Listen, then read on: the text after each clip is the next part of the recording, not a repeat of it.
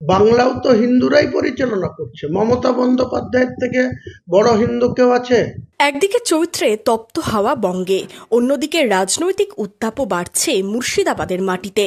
বিধানসভা ভোটের বাকি বছর খানেক, এখন থেকেই টার্গেট স্থির বিতর্কিত তৃণমূল নেতা হুমায়ুন কবিরের। এবার একেবারে গীতা হাতে হাজির তিনি। তাঁর নিশানায় কে? তৃণমূলের সুপ্রিমোকে নিয়েই বা কি মত তার? মমতা বন্দ্যোপাধ্যায়ের থেকে বড় হিন্দু কেউ আছে যে 500 কোটি টাকা খরচ করে দীঘাতে জগন্নাথ মন্দির করে, যে প্রতিদিন সকালবেলায় পূজা অর্চনা না করে অন্য জল স্পর্শ করে না, অন্য কোনো খাওয়া দাওয়া করে না, কোনো কাজে বেড়ায় না। 2026-এর ভোট নিয়ে কি চ্যালেঞ্জ ছুড়লেন হুমায়ুন?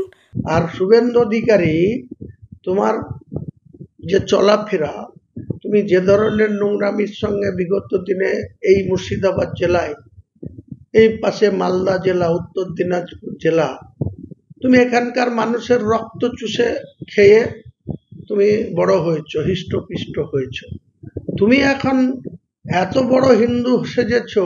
আমি হুমায়ুন কবির চ্যালেঞ্জ করছি, শুভেন্দু অধিকারী কত বড় নেতা, কত বড় হিন্দুত্ব উনি দেখাতে পারেন।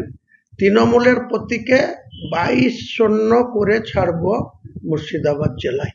Bureau report, Madhyabanga news.